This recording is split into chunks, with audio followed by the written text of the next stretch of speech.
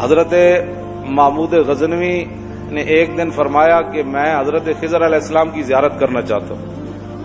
ایک غریب آدمی کھڑا ہوا، وہ کہنے لگا میں آپ کو زیارت کرا دیتا ہوں، لیکن ایک شرط ہے، میں غریب ہوں، 6 مہینے کا خرچہ آپ کو دینا ہوگا میرے بچوں کا. اس نے کہا ٹھیک ہے. 6 مہینے کے بعد محمود غزنوی نے اس کو بلایا. ہاں جی، خضر علیہ السلام کی ملاقات کا کوئی وظیفہ مکمل ہوا؟ اس نے کہا جی کچھ وظیفے الٹ ہو گئے، 6 مہینے اور چاہیے. اس نے کہا ٹھیک ہے. سال کے بعد اس کو پھر حضرت محمود غزنوی بلایا. فرمایا ہاں جی خضر علیہ السلام نہ کوئی میری ملاقات کا امکان پیدا ہویا، تسی وظیفے جو کر رہے ہو دریا دے کنارے.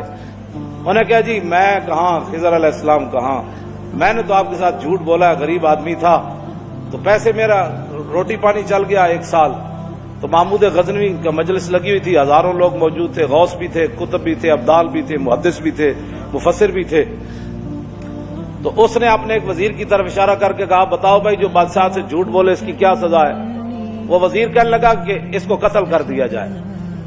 محمود غزنوی کے مجلس میں ایک نورانی چہرے والے بزرگ بیٹھے تھے، انہوں نے کہا بادشاہ سلامت، اس نے بالکل ٹھیک کہا. پھر اس نے ایک دوسرے وزیر سے پوچھا، اس نے کہا جی اس کی کیا سزا ہے جس نے بادشاہ سے داؤ بھی لگایا اور جھوٹ بھی بولا؟ اس نے کہا یہ گردن نہ اتاریں، یہ تو پھر جلدی مر جائے گا، اس پر کتے چھوڑے یہاں تک کہ کتے اسے نوچ نوچ کر کھائیں تاکہ اس کو پتہ چلے بادشاہ سے جھوٹ نہیں بولا جاتا. تو وہ بزرگ نورانی چہرے والے کہنے لگے بادشاہ سلامت، اس نے ٹھیک کہا.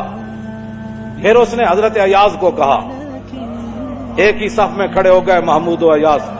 حضرت ایاز کو کہا کہ ہاں جی آپ بتائیں. اس نے کہا بادشاہ سلامت، ایک غریب آدمی تھا، اس کے جھوٹ بولنے سے آپ کے وقار میں کوئی کمی نہیں آئی، اور 1 سال پیسے دینے سے آپ کے خزانے میں کوئی کمی نہیں ہے، یا آپ اس کو معاف کر دیں. وہ نورانی چہرے والا بزرگ کہنے لگا بادشاہ سلامت بالکل اس نے ٹھیک کہا. محمود غزنوی نے ان بزرگوں کو قریب بلایا، انہوں نے کہا یہ کیا بات ہے، جو گردن اتارنے کا کہتا ہے وہ بھی ٹھیک ہے، جو یہ کہتا ہے کہ کتے چھوڑ دیا جائے وہ بھی ٹھیک ہے، جو معافی کرتا ہے.